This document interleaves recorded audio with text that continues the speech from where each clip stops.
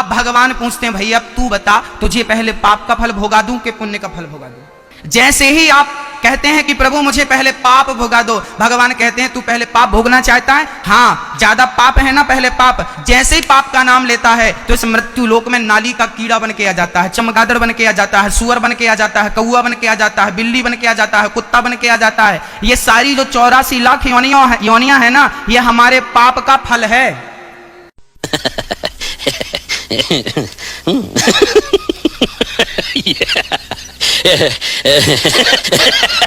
तुम्हें नाली का कीड़ा बनना पड़ेगा यदि पाप किया है तो, और वही है तुम्हारे पाप का प्रायश्चित। और जब पूरा पाप तुम भोगा के जब तक खत्म नहीं हो जाएंगे तब तक जन्म लो मर जाओ, जन्म लो मर जाओ, जन्म लो मर जाओ, पुनरपि जननम पुनरपि मरणम पुनरपि जननी जठरे शयनम, मरो जन्म लो, ये चलता रहता। जन्म लो मर जाओ, जन्म लो मर जाओ, जन्म लो मर जाओ, पुनरपि जननम पुनरपि मरणम पुनरपि जननी जठरे शयनम, मरो जन्म लो, ये चलता रहता।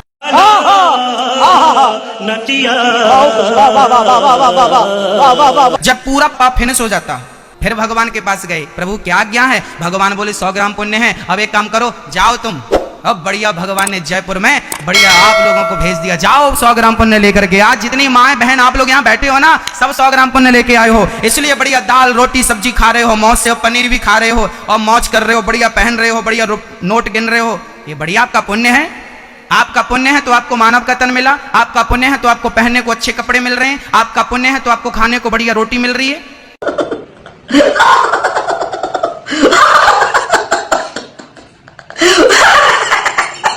आम हिंदू मजहब के जो गुरु है, स्वामी हैं, इन लोग जब ये जानने लगे, एक उनको कठिनाई पेश आई, वो देखने लगे कि कई इंसान जब पैदा होते हैं with congenital defects, heart problem, heart defects, limb problem, कोई अमीर पैदा होता है, कोई गरीब पैदा होता है, तो भगवान he can not be unjust.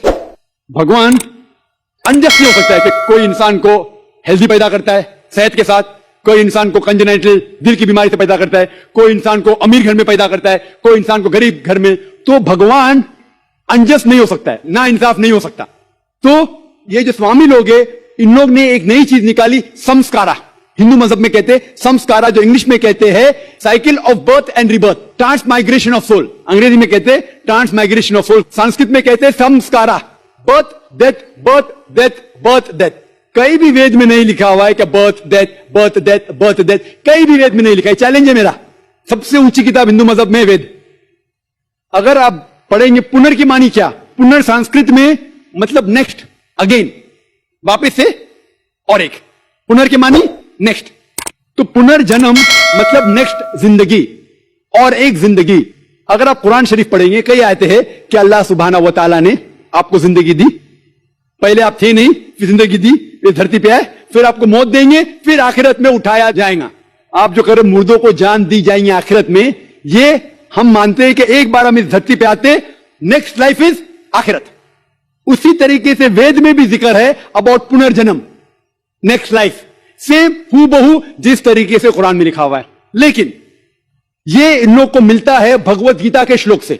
Bhagavad Gita का श्लोक चैप्टर नंबर 2 में, वर्स नंबर 22 में, उसमें लिखा हुआ है कि जब कोई शख्स अपने कपड़े निकालता है तो वो नए कपड़े पहन लेता है, उसी तरीके से रूह एक नई जिस्म में जाती है। और ये भद्यांकर उपनिषद में भी इसका जिक्र है, आप पढ़ेंगे कि when a caterpillar climbs up the grass of blade, he jumps to a new grass. Same way the soul takes a new body. जिस तरीके से कैटरपिलर घास के ऊपर चढ़ता है और दूसरे घास पे जाता है, उसी तरीके से रूह एक नई बॉडी के अंदर जाता है। तो इस श्लोक के बुनियाद पर इन लोग ने एक फिलॉसफी पैदा की, संस्कारा, कि इंसान जो कर्म के बेस के ऊपर, कर्म और धर्म की फिलॉसफी, कर्म मतलब अच्छे कर्म करोगे धर्म के हिसाब से, तो अगले जन्म में आप अच्छे पैदा होंगे। अगर आपके कर्म बुरे होंगे तो अगले जन्म में आप हो सकता है कि लूला पैदा होंगे या लंगड़ा पैदा होंगे। और जो कहते हैं कि आप इंसान 7 बार बनेंगे, ये कौन कहता है? वेद नहीं कहती, ये स्वामी जी लोग कहते हैं। कोई वेद में कहीं लिखा नहीं है, क्योंकि उनको ये नहीं कह सकते थे कि इंसान क्यों गरीब पैदा होता है, क्यों अपाहिज पैदा होता है। उनकी सोच कम थी, इसीलिए नई फिलॉसफी लेके आए, ट्रांसमाइग्रेशन ऑफ सोल। आपने कहीं मेडिकल साइंस बुक में पढ़ा हुआ है कि इंसान इस दुनिया में जन्म लेता है? कभी नहीं। क्या फिजियोलॉजी में पढ़ा?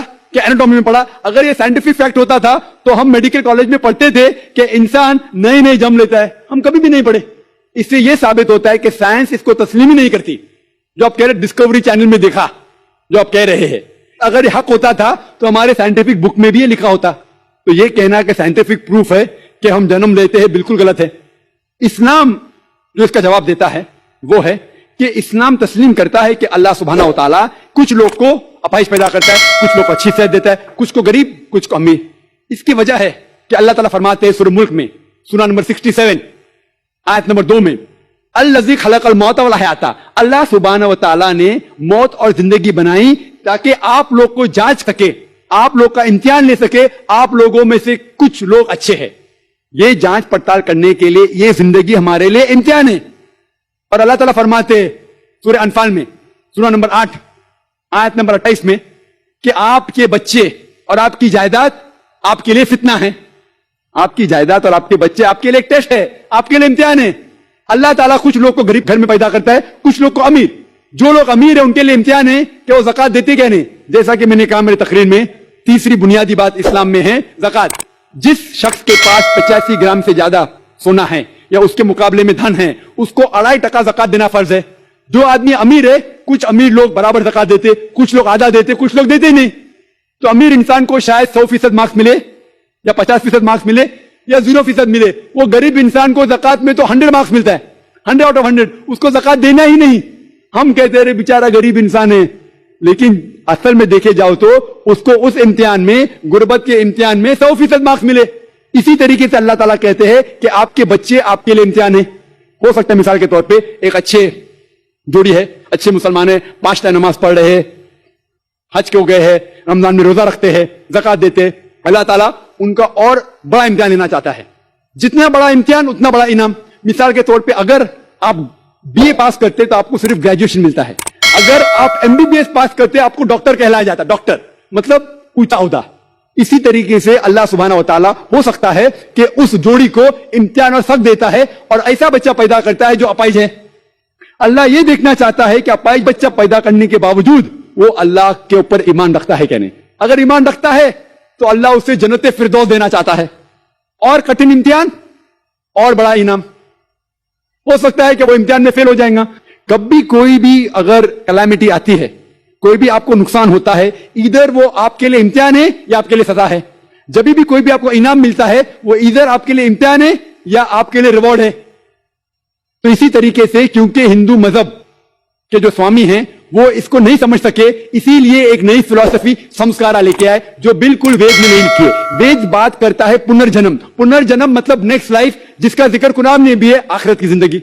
तो वेद और कुरान सेम जिंदगी क्या बात कर रहा है कि इस दुनिया में आप आते हैं, एक बार आते हैं, सही तरीके से जिएंगे तो एक बार काफी है, और ये दुनिया आखिरत के लिए इम्तिहान है।